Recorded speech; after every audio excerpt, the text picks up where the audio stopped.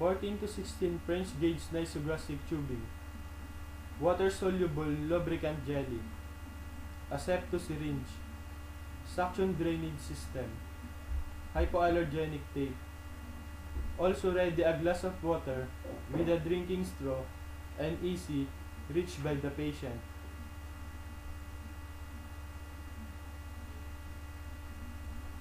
A patient to her place in a high faller position with shoulders well elevated.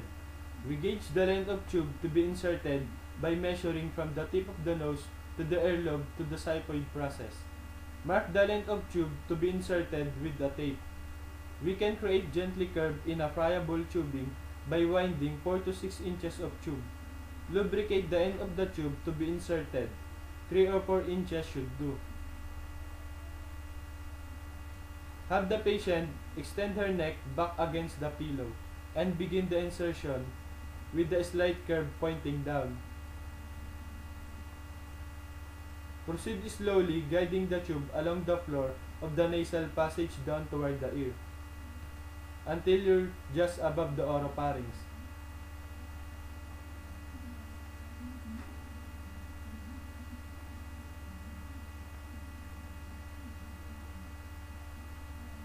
Have the patient flex her head forward.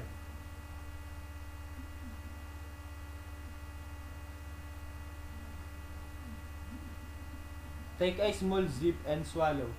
You'll advance the tube by enter tube with each swallow. The patient may cough if the tubing has accidentally entered the larynx. You can pause, withdraw slightly, and ease the patient with a sip of water. Be careful, there is a risk of aspiration.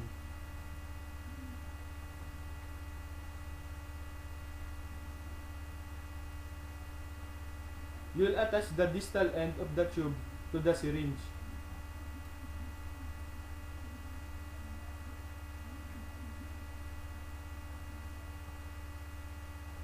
Aspirate gently to obtain gastric contents.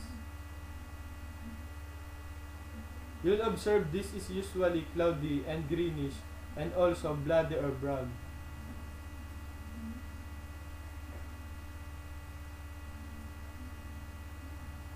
And confirming the position by listening a gargling sound can be heard over the epigastrium.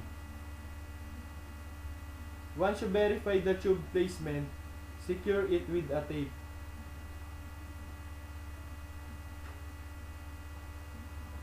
Clamp the end or connect with drainage bag and pass the end to the patient gown.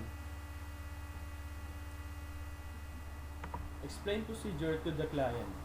Check amount, concentration, type, and frequency tube feeding on client's chart.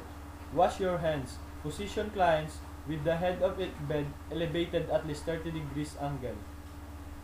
Unpin tube from client's gown.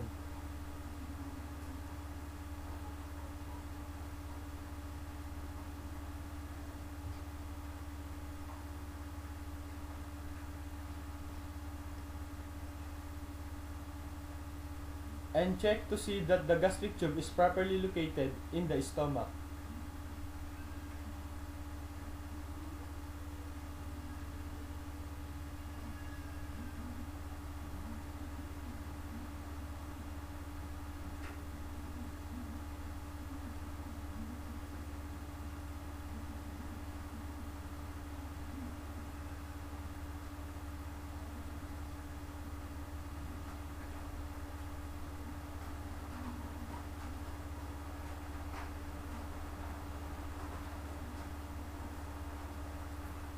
Attach syringe to nasogastric tube which has been pinched with finger.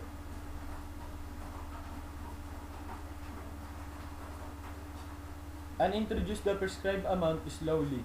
Allow solution to run in by gravity. Do not let the syringe empty while introducing the nourishment.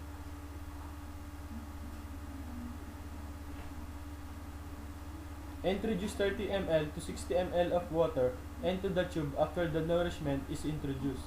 Washing the gastric tube with water forces remaining nourishment in the tube into the stomach. Clamp the gastric tube immediately after nourishment and water are instilled. Disconnect the syringe and cover end of tubing.